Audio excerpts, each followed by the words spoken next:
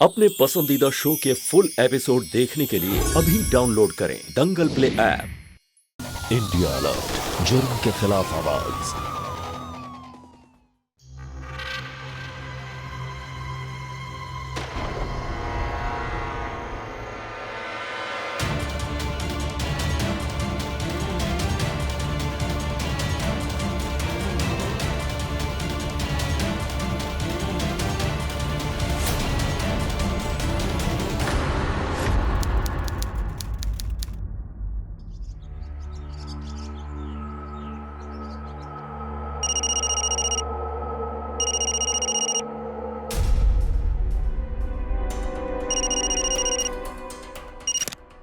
Hello.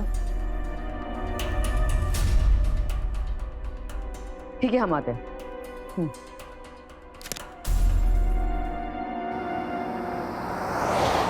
क्या हुआ है क्या पता, इतनी बदबू। और इन लोग का फोन भी नहीं लग रहा है, कुछ समझ में नहीं आ रहा है।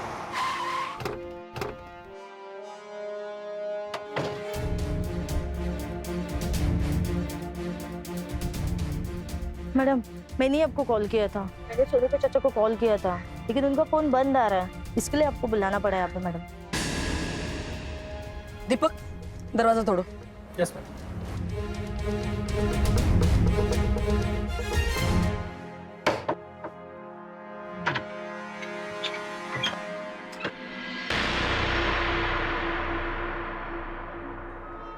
तलाशी लो।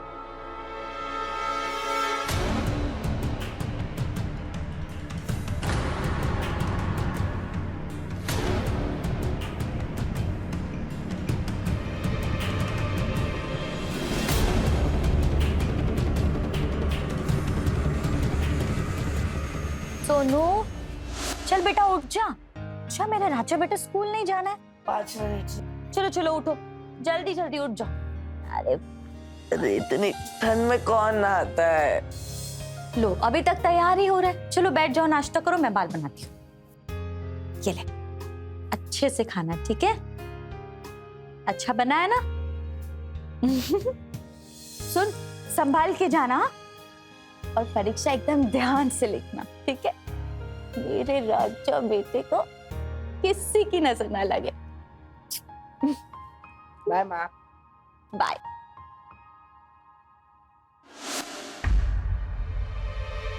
मैडम,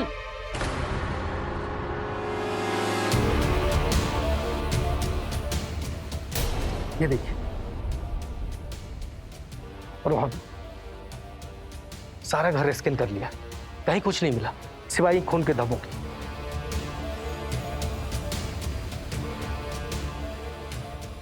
ओपन करो सर। जी मैम।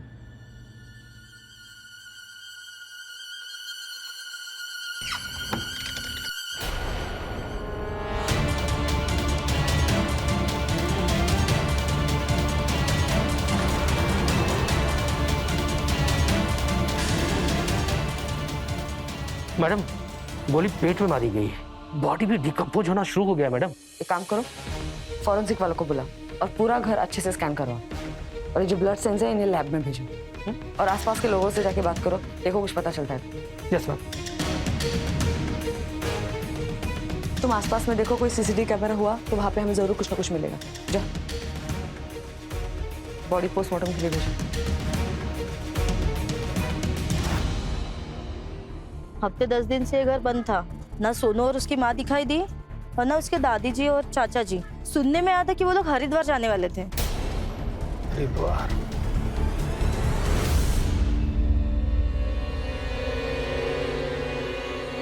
मैम, विक्टिम का नाम निकिता था, उम्र लगभग 35 साल। पड़ोसियों का कहना है कि वो ग्रेजुएट थी, पढ़ी लिखी हाउसवाइफ। उसका पति 9 साल पहले एक फैक्ट्री में काम करता हुआ हादसे में मारा गया। सिर्फ 12,000 महीने के पेंशन में वो अपना घर चलाती थी। उसका एक बेटा है सोनू, लगभग 15 साल का, पास के ही सरकारी स्कूल में 10वीं में पढ़ता है। बाकी एक देवर और सास, यही उनका परिवार है। और एक बात और मैम, पड़ोसियों का कहना है कि लगभग 10 दिन से ये घर बंद है और वो लोग शायद हरिद्वार जाने का प्लान बना रहे हैं।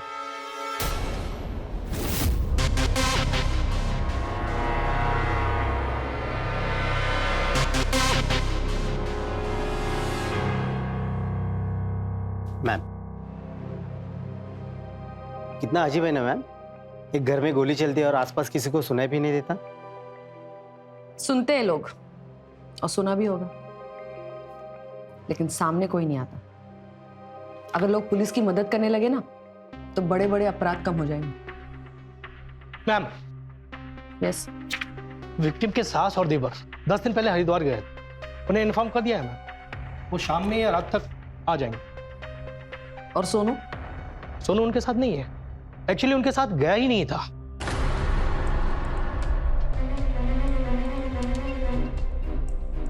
इस सोनू को भी तो हो सकता है मैम, हत्यारे ने माँ और बेटे दोनों को एक साथ ही मार दिया। मैम, ये रहा बैलिस्टिक रिपोर्ट।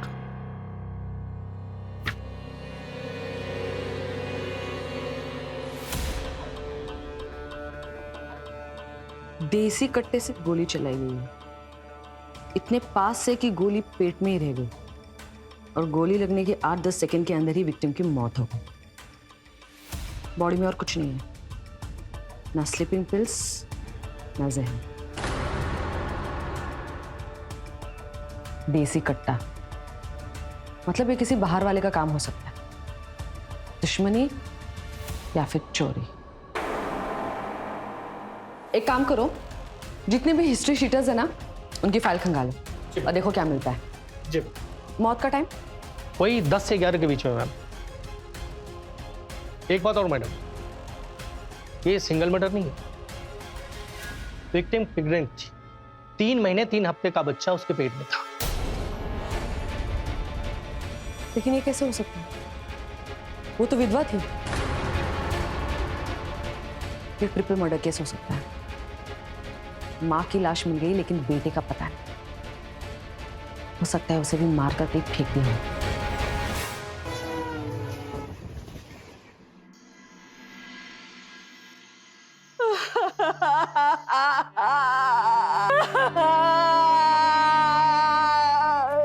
ये सब क्या हो गया है?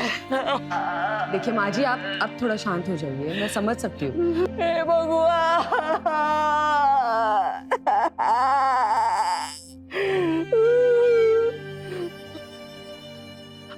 हमारा पोता सोनू कहाँ है? देखिए अभी उसका कुछ पता नहीं चला है, लेकिन हम उसे ढूंढ रहे हैं। आप टेंशन मत लीजिए। दीपक, सारी फॉर्मेलिटीज कंप्लीट करके निकिता जी की बॉडी ने हैंड ओवर कर दी। जी, आइए आप लोग।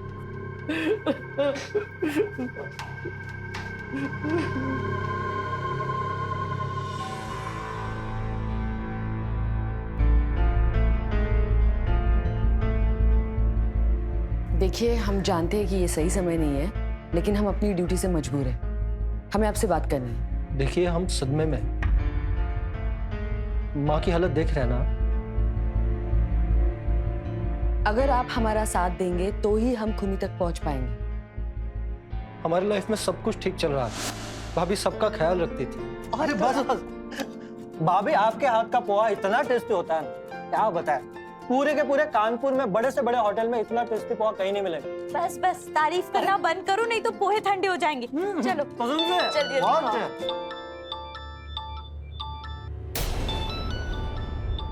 सब कुछ ठीक चल रहा था जब तक वो टीचर हमारे जिंदगी में नहीं आया। उसने ऐसा खेल शुरू किया कि सब कुछ बिगड़ने लगा।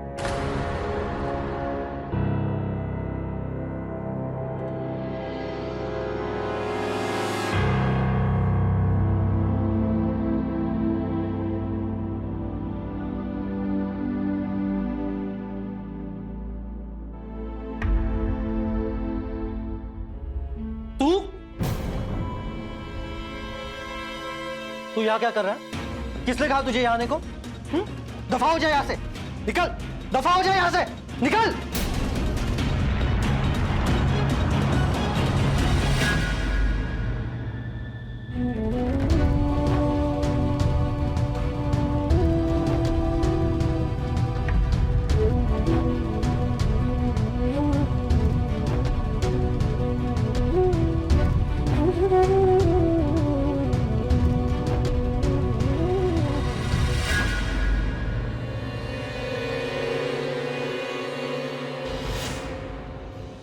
हम 3 तारीख को हरिद्वार के लिए निकले थे।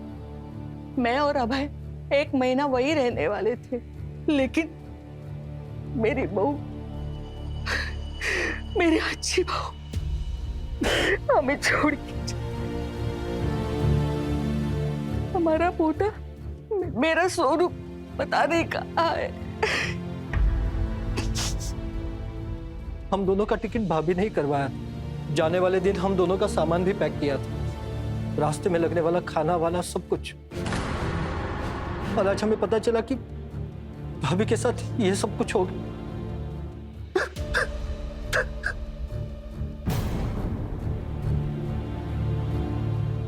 आप दोनों ही हरिद्वार क्यों गए? सोनू और उसकी माँ को क्यों नहीं लेके गए? ध्यान था तो उसका आना मुमकिन नहीं था, और वो अकेला घर पे कैसे रहता है, इसलिए माँ बेटे दोनों ही घर पर रह गए थे। अभी हमने देखा उस आदमी पर आप अचानक से भड़क गए थे, उसे धक्के देकर बाहर निकाल दिया। इतने गुस्से की वजह जान सकते हैं हम? वजह साफ है, मुझे तो लगता है ये वही इंसान है जिसने ये सब किया है। इसी इंसान की वजह से हमारा जीना मुश्किल हो गया था।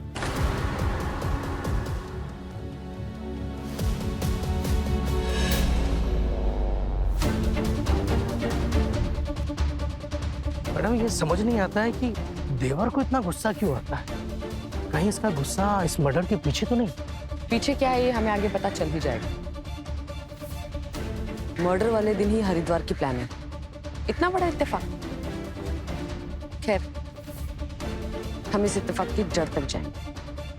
तुम इस अभय पर नजर रखो। जी मैम।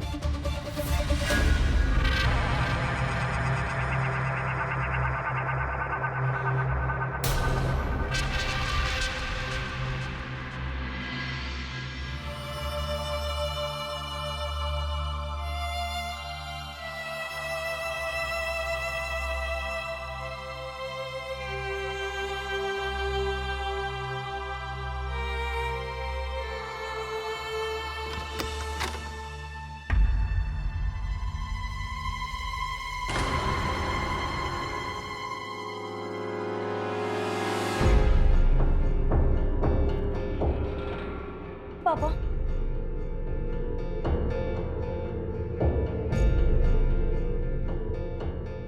पापा आप कांप क्यों रहे हो? जिसको जाना था वो गया, किस्सा कहानी सब कुछ खत्म। तूने किया ना ये सब? हा? हम जानते तुम निकिता को पसंद नहीं करती थी। ये गोली तुमने निकिता पे नहीं, हमारी खुशियों पे चलाई।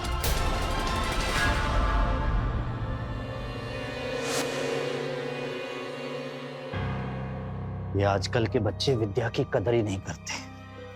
कैसे कैसे रखी हुई।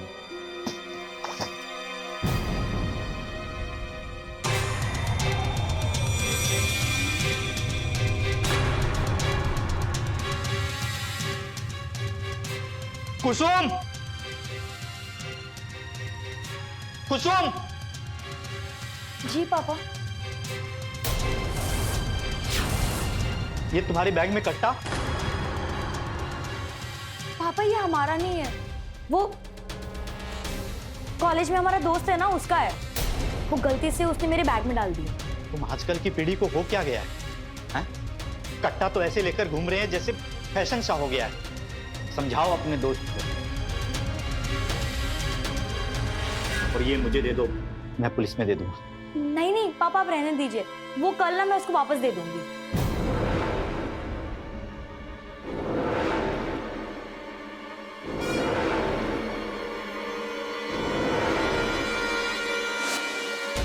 ये आप इसलिए ऐसा बोल रहे हो क्योंकि हमारे बैग में आया हुआ किसी और का कट्टा आपने हमारे बैग में देख लिया था।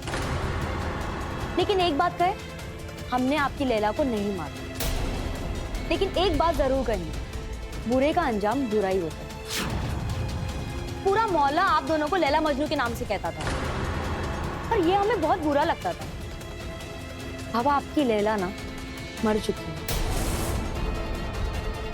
और आपसे एक बात कहे, अगर मजनू भी मर जाए ना तो हमें कोई बुरा नहीं लगेगा।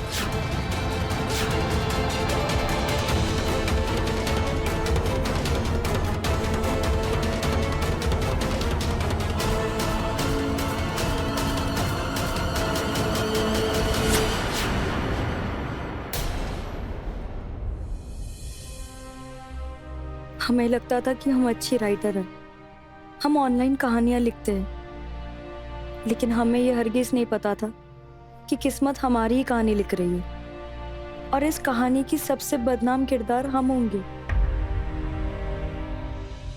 यस सर, मैं आपको रिपोर्ट्स भेजती हूँ सर। ओके, जय हिंद। मैम, हमें एक लीड मिली है। विक्टिम की बॉडी पर उंगलियों के निशान मिले। जब गवर्नमेंट साइट से अपलोडेड आधार कार्ड से फिंगरप्रिंट मैच किया तो उस पर एक आदमी का निशान मिला है। और वो कौन है? शांतनु गुप्ता, जिसे अभय ने धक्का देकर बाहर निकाल दिया था। वो एक प्राइमरी स्कूल टीचर है मैम। पड़ोसियों से बात करने पर पता चला कि वो विक्टिम के घर के आसपास 3 जनवरी की रात को मंडरा रहा था। वो अक्सर वहां आता जाता है मैम। हाँ मैम, एक बात और, उसकी एक 20 साल की बेटी है, कुसुम गुप्ता। पड़ोसियों से पता चला कि कुसुम निकिता के घर गई, वहां उन दोनों का झगड़ा हुआ और कुसुम ने निकिता को जान से मारने की धमकी भी दी थी। किसी बाप बेटी ने मिलकर माँ बेटी की हत्या तो नहीं की? मुझे भी यही लगता है मैम। इनका आपस में कुछ तो कनेक्शन जरूर है। एक काम करो, सर्च वारंट निकलवाओ। Yes ma'am.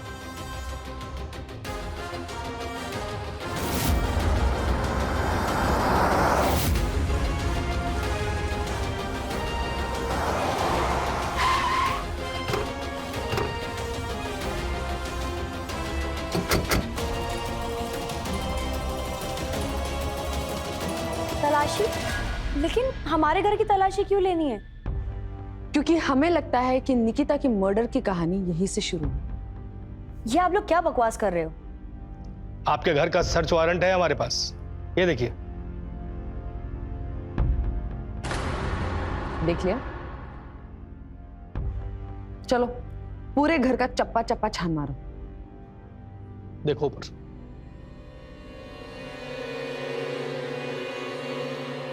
चलो दीपक, तलाशी लो।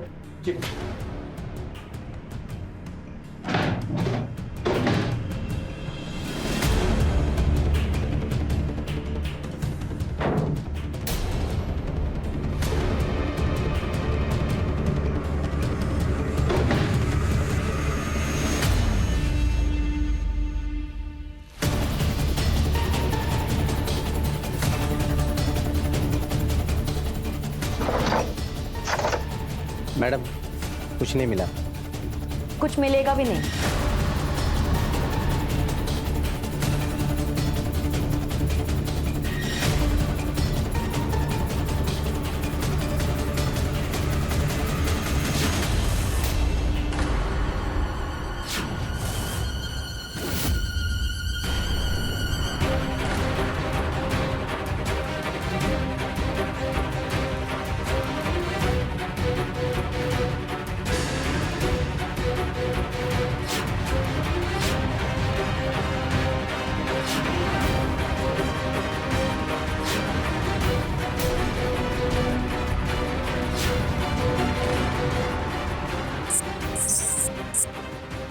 ये यहाँ कैसे आया हमें नहीं पता। आपको जो कहना है पुलिस स्टेशन में आके कहो। ले चलो इन्हें। मैडम मैडम मैडम, कोई हमें फंसा रहा है। हेलो, अरे भाई कुछ नहीं किया। मैडम, ये टी शर्ट हमें शांतनु टीचर के घर पर मिला।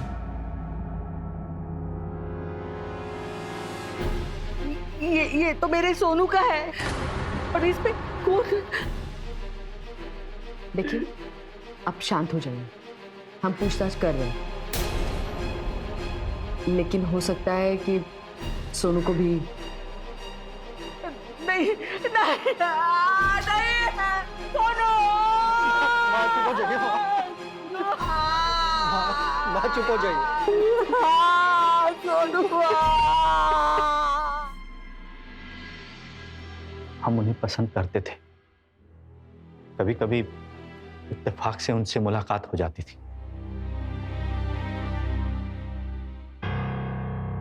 अरे मास्टर जी, मोटरसाइकिल होते हुए भी आप पैदल जा रहे हो, क्या हुआ? बंद पड़ गई है, अब इसे रास्ते में छोड़ के तो नहीं जा सकते ना। आप बताएं, कहाँ गई थी आज आप? कहाँ जाएंगे, सुबह से बैंक की लाइन में थे, पेंशन लेने गए थे। चलो अच्छा है, कुछ तो है जिससे गुजारा हो जाएगा। आज के ज़माने में 12,000 में कहाँ से गुजारा हो?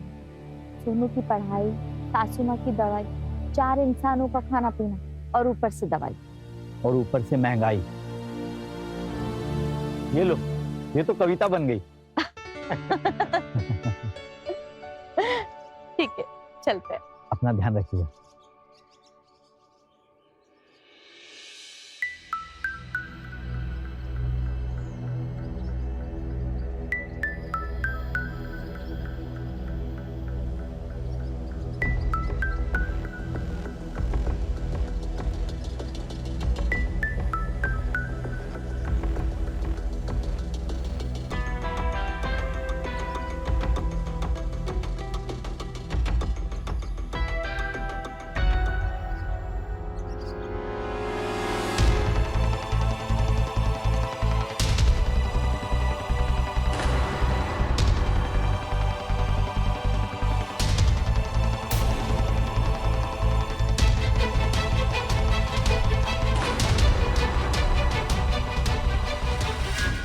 हमारे बाबा का उससे मिलना हमें बुरा लगता था, इतना बुरा कि काटो तो खून नहीं। इसलिए तुमने माँ बेटे का खून कर दिया? नहीं नहीं, मैंने किसी को नहीं मारा। तुमने निकिता जी के घर जाकर उन्हें जान से मारने की खुली धमकी दी थी।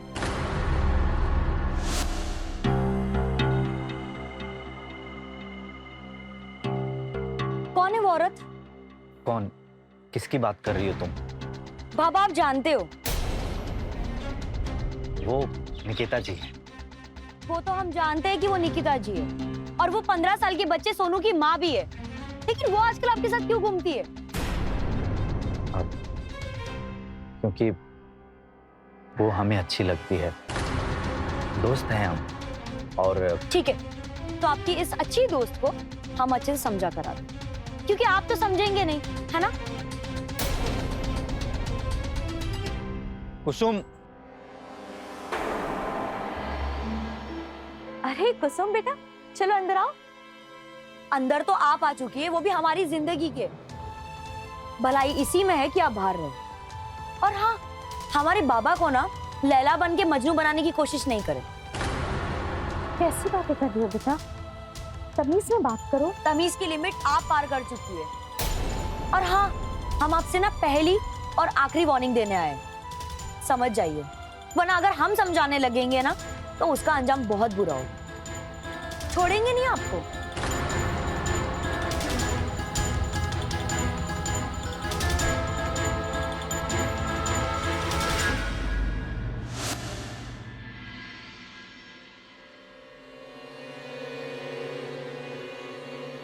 मैम, लैब रिपोर्ट आ गई।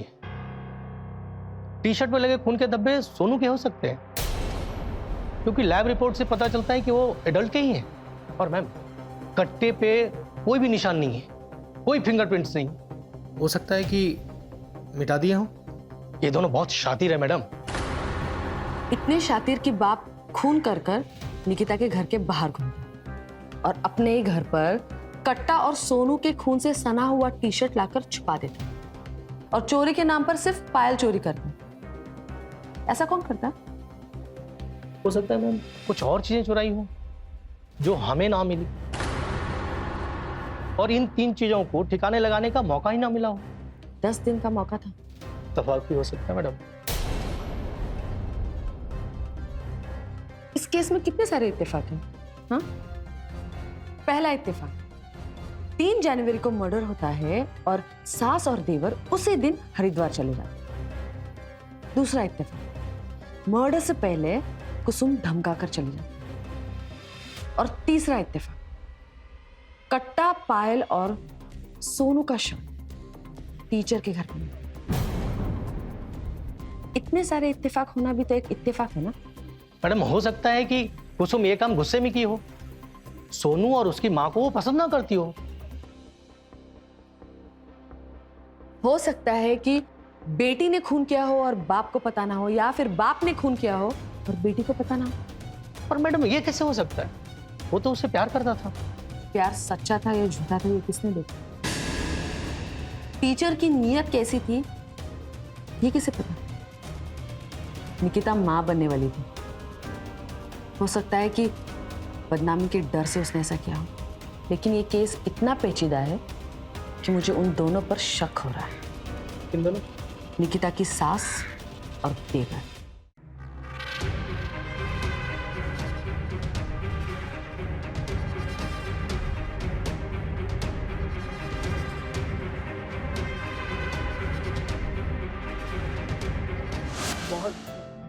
बस अभी अरे एक आखिरी बार अच्छा ये ले, पानी तो पी ले, आराम से पीना।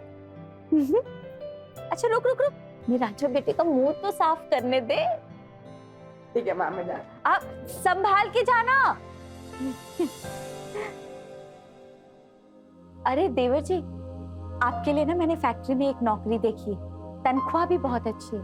हमारे ख्याल से आपको वहां लग जाना चाहिए। अरे भाभी, आप हमारे नौकरी की चिंता क्यों कर रहे हो? चिंता तो करनी पड़ेगी, आपकी शादी होगी, बहू आएगी, आप दोनों का ख्याल रखेगी। हम दोनों का ख्याल रखने के लिए आप तो है ना। 12,000 की पेंशन आती है, उसमें हम क्या क्या ख्याल रखेंगे? और फिर सोनू के आगे के बारे में भी सोचना है हमें। देखा माँ, ये घुमा फिरा कर हमें बेरोजगार कह रही है ना? है ना भाभी? बहू, तुम्हें ऐसा नहीं सोचना चाहिए।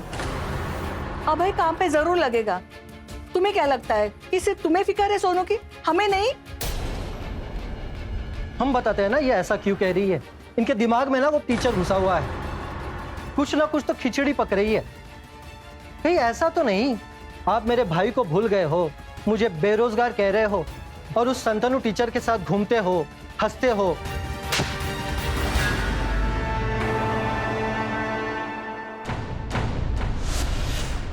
ये थप्पड़ हमने आपको अपना समझकर मारा, ताकि आपको लिहाज रहे कि दोबारा अपनी भाभी के साथ किस तरह से बात करनी।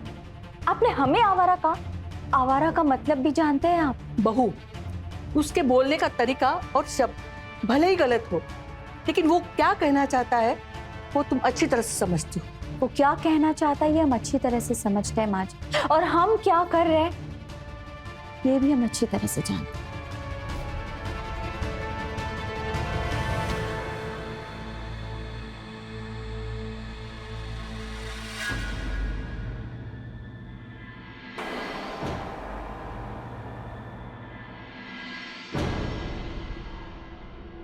सोनू बिल्कुल अपने चाचा पर जाने लगा है। दीपक, मुझे सारे के सारे रिपोर्ट्स जल्द से जल्द चाहिए, समझ गए? मैम, सर एक मिनट।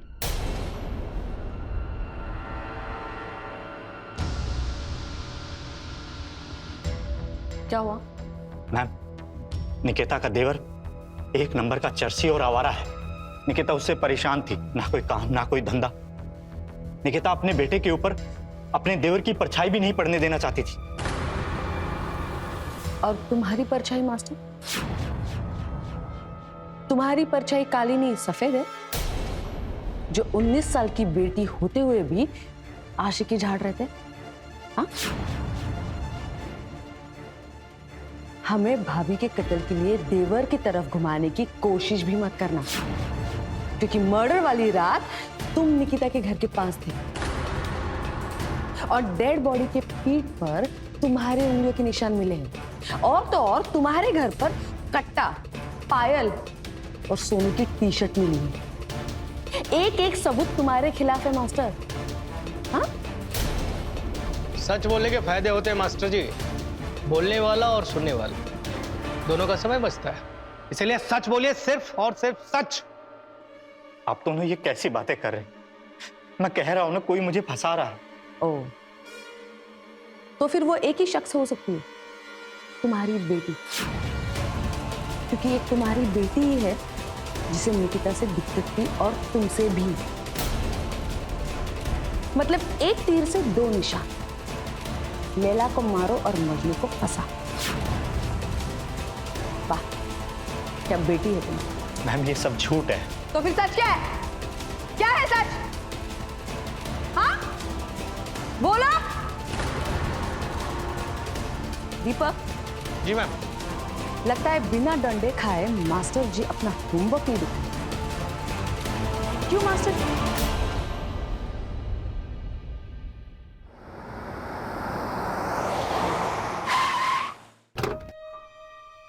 मैम,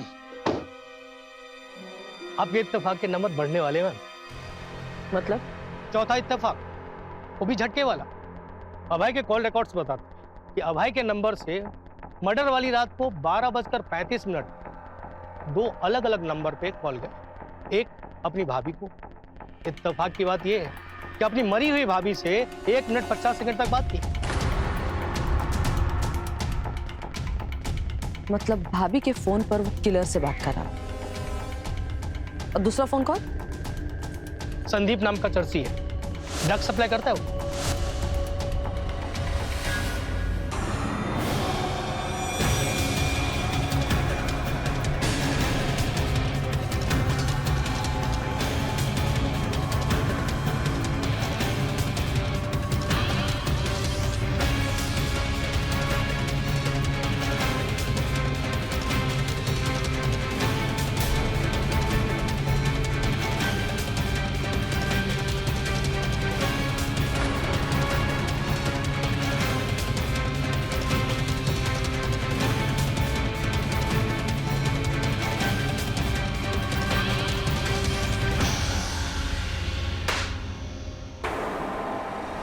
मर्डर वाली रात 1 मिनट 50 सेकंड किससे बात हुई थी? इतने सारे दोस्त हैं सर, कोई कभी भी फोन करता है, अपना नंबर सबके पास है। रात को 1 बजे अभय ने तुम्हें क्यों फोन किया था?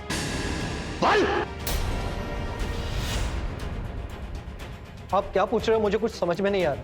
मैंने भाभी को कॉल किया था, लेकिन वहां से कुछ आवाज ही नहीं आ रही। हाँ, लेकिन फोन पिक हो चुका था। सच बोल दे, क्योंकि आधा सच हमें पता है। तेरा मेडिकल से इनहेलर खरीदना और हफ्ते में 2 बार उसे रिफिल करना सब पता है हमें, समझा ना? तो सब कुछ सच सच बोल दे। हाँ, वो सोनू ने मेरा कट्टा चुरा लिया था, इसीलिए अभय ने मुझे फोन किया था। मर्डर वाली रात सोनू से बात हुई थी। सोनू जिंदा है मैडम।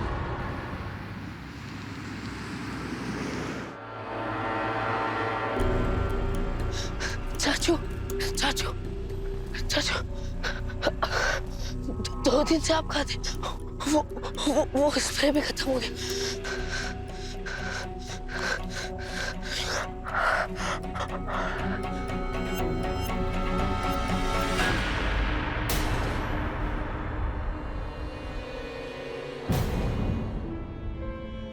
मेरी माँ बहुत अच्छी थी।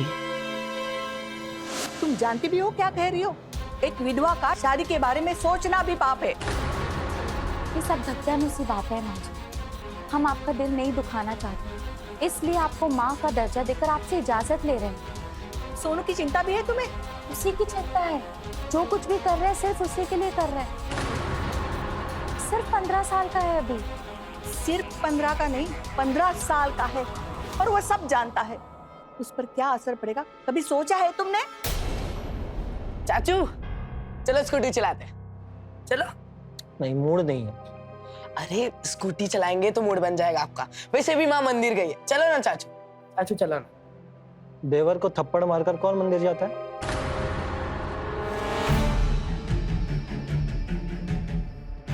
अच्छा सुनो, तुम मुझे एक बात बताओ, हम या हमारी माँ यानी तुम्हारी दादी किस एंगल से गलत है? अच्छा चलो, हम मानते हैं हम कुछ काम नहीं करते, दिन भर आवारागर्दी करते रहते हैं, फिरते रहते हैं, तो किसी को सही गलत का पाठ पढ़ाने का हक नहीं है हमें। यहीं पर बैठे बैठे घर की इज्जत की अर्थी उठने दे। भाभी पर क्या जादू टोना चला है भगवान जाने, किसी की नहीं सुनती वो। तुम्हारे पापा ने जो इज्जत कमाई थी ना इस मोहल्ले में, सारी खराब कर रही है भाभी। और इतना सब कुछ करके फिर मंदिर भी जाती है।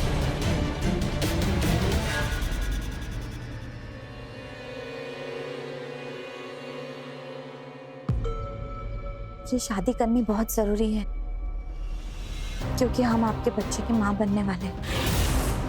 हाँ, हम भी चाहते हैं कि ये सब कुछ जल्दी जल्दी हो जाए। सोनू बिल्कुल अपने चाचा पर जाने लगा है।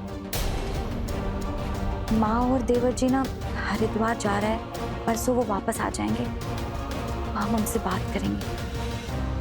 एक बार तो हमने उनसे बात की है, उन्होंने मना कर दिया, लेकिन इस बार हम उनसे साफ साफ कहेंगे कि ये हमारी जिंदगी है और हमें अपनी जिंदगी जीने का पूरा हक है। हम दोबारा शादी कर सकते हैं। ठीक है, रखते हैं।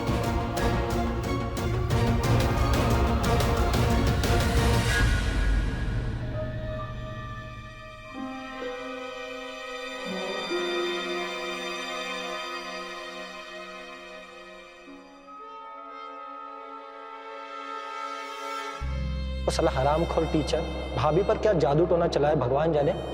किसी की नहीं सुनती हूँ। तुम्हारे पापा ने जो इज्जत कमाई थी ना इस मोहल्ले में, सारी खराब कर रही है भाभी।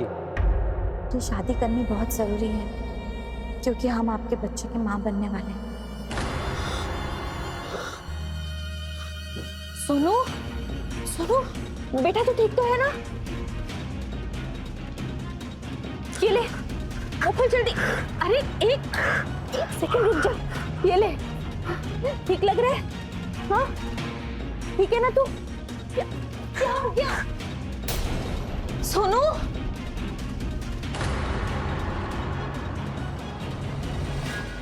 क्या भाभी भाभी करता रहता है? भाभी ने ये किया, भाभी ने वो किया। अभी बनेगी दम तो मिटेंगे गम। नहीं यार, मूड खराब कर देती यार। चाचू से क्या बात करूं, वो तो होश में नहीं है।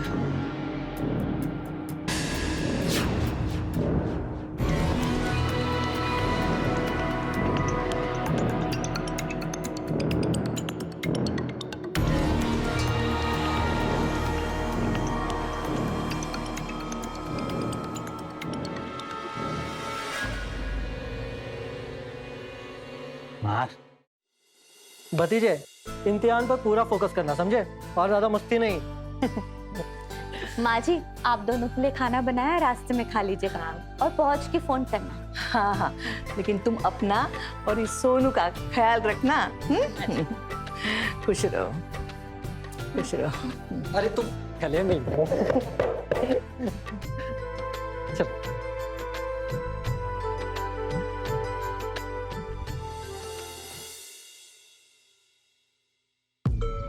आप यहाँ क्यों आए? मैंने आपको यहाँ आने से मना किया था।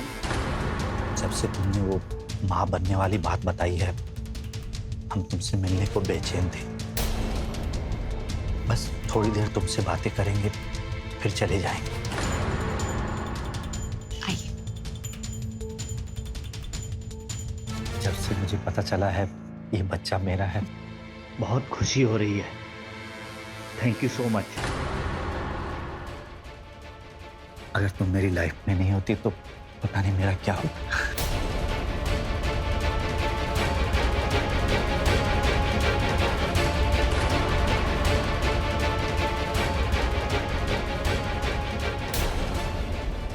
ठीक है, मैं चलता हूँ।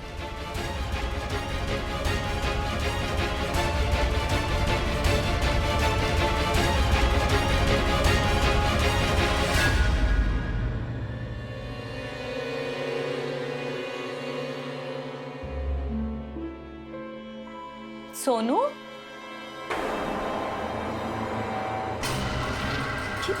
ये क्या है?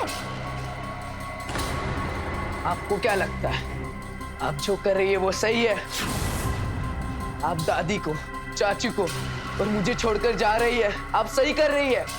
नहीं, आप गलत कर रही है। बेटा रुक जाओ, ये क्या कर रहे हो तुम? चल जाएगी गोली। ये कहाँ से मिली तुम्हें ये गन? नीचे करो। आपकी वजह से वो घर में आए। आप ना तो दादी की सुनती है ना चाचू की, आपको जो करना है वो ही करती है। बेटा नीचे करो इसे, हम बात करेंगे। नीचे करो। क्या कर रही हो बेटा?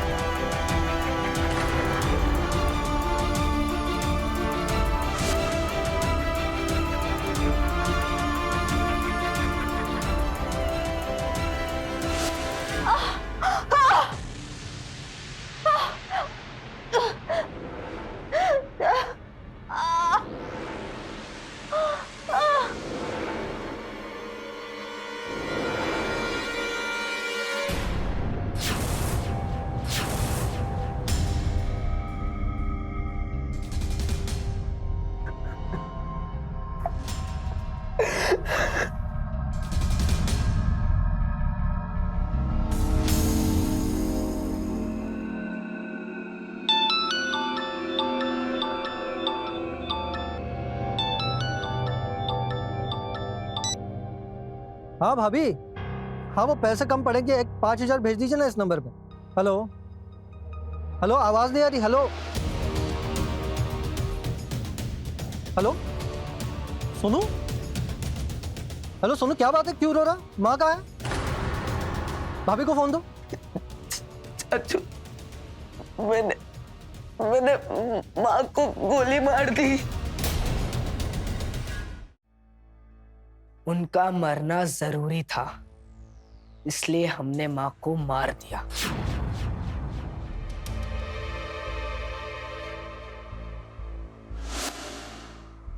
संदीप चाचू का कट्टा चुराया था। अरे तुम एकदम पागल हो, अपनी माँ को मार डाला। चाचू अब क्या करें? अच्छा ध्यान से सुनो, भाभी की सारी ज्वेलरी निकाल दो और अपना टी शर्ट, कट्टा और भाभी के एक पायल चल के यहाँ जाकर सेट कर।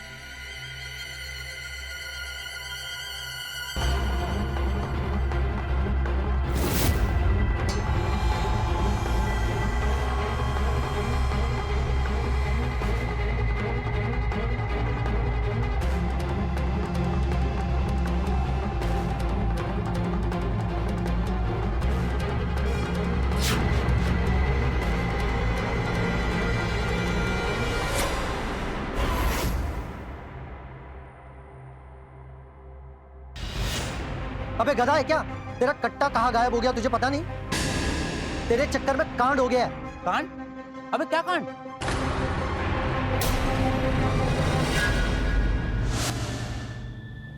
माँ को सही गलत का फर्क नहीं था, सेल्फिश हो गई थी वो। उन्हें किसी की भी परवाह नहीं थी।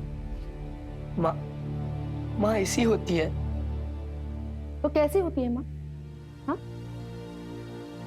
तुम आजकल के बच्चे डिसाइड करोगे कि माँ कैसी होनी चाहिए, बल्कि माँ डिसाइड करती है कि उसके बच्चे कैसे होने चाहिए। और कोई भी माँ ये नहीं चाहेगी कि उसका बच्चा तुम्हारे जैसा हो, हत्यारा और खूनी, वो भी अपनी ही माँ का। तुम्हारी माँ चाहती थी कि तुम्हारा फ्यूचर तुम्हारे चाचा जैसा ना हो, इसलिए इन जैसे लोगों से बचाना चाहती थी वो तुम्हें, और तुम्हें पढ़ा लिखा कर एक नेक इंसान बनाना चाहती थी वो। समझ गए?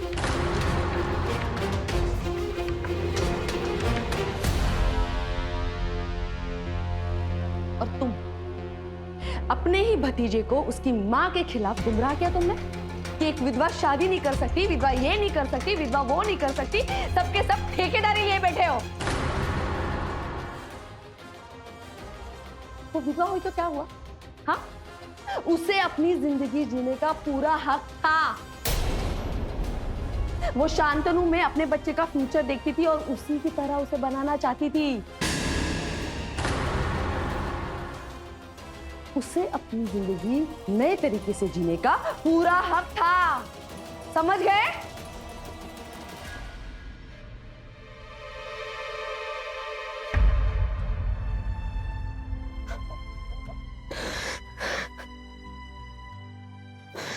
माँ, माँ मुझे माफ कर दो माँ, मुझे माफ, मुझसे गलती हो गई माँ, मुझे माफ कर दो माँ।